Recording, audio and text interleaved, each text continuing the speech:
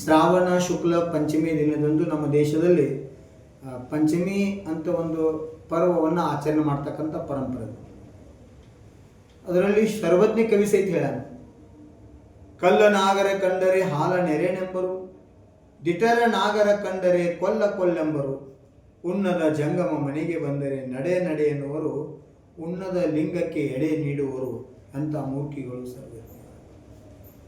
ನಿಜವಾದಂಥ ಜ್ಞಾನಿ ಭವಿಜೀವಿ ಏನದ, ಮೂಢನಂಬಿಕೆಯನ್ನು ಮೊರೆ ಹೋಗಬಾರ್ದು. ನಾವು ಒಂದು ವೇಳೆ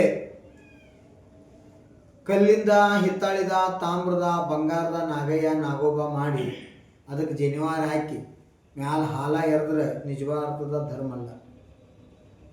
ಹಿಂದಕ್ಕೊಂದು ಮಾತು ಹೇಳಿರು, ಜೈನಾಲ ಮಾರ ಸಾಪಾಲ ಸೋಡ.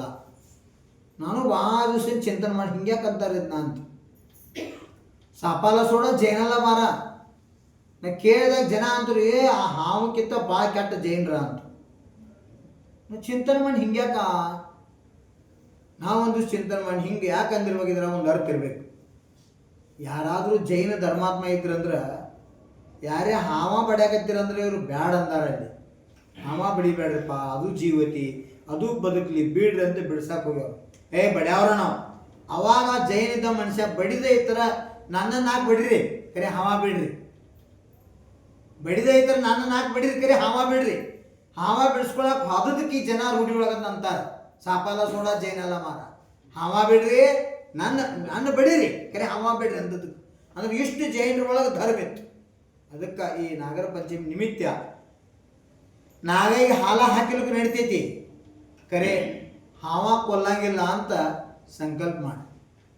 ಅದು ಒಂದು ಜೀವತಿ, ಅದು ಬದುಕಬೇಕು. ಬದುಕಲ್ಲಿ ಬಿಡು ಜಿನಧರ್ಮದ ಮಹಾವೀರ ಭಗವಾನ್ ಪ್ರಮುಖ ಸಂದೇಶ. ಅದಕ್ಕೆ ಈ ನಾಗೈ ನಿಮಿತ್ತ, ನಾಗ ಪಂಚಮಿ ನಿಮಿತ್ತ ನಮ್ಮ ಭಾರತೀಯ ಸಂಸ್ಕೃತಿಯಲ್ಲಿ ಪಂಚ ಪರಾವರ್ತನ ಮುಕ್ತ ಆಗೋ ಸಲುವಾಗಿ ಪಂಚ ಪರಮೇಷ್ಠಿಗಳ ಆರಾಧನೆ ಮಾಡಕ್ಕೆ ಹೇಳೋರು. ಭಾವ ಸುದ್ದಿದ್ದ ನಮೋಕಾರ ಮಂತ್ರ ಅಂದ್ರಿ. ಪಾಶ್ನಾಥ್ ತೀರ್ಥಂಕರ ಲಾಂಛನ ಸರ್ಪದ ಅಂದ ಬಳಕ ಅದು ಪೂಜನೀಯ ಐತಲ್ಲ, ಆದರಣೀಯ ಅದ. ಅದು ಜೀವ ಬದುಕಬೇಕು, ಅದ ವ್ಯಕ್ತಿತ್ವ ನಮ್ದದ. ಅದಕ್ಕೆ ಎಲ್ಲ ನಾವು ಹೆಂಗೆ ಬದುಕಬೇಕು ನಿಶ್ಚಯತೆ ಎಲ್ಲ ಜೀವ ಬದುಕಬೇಕು.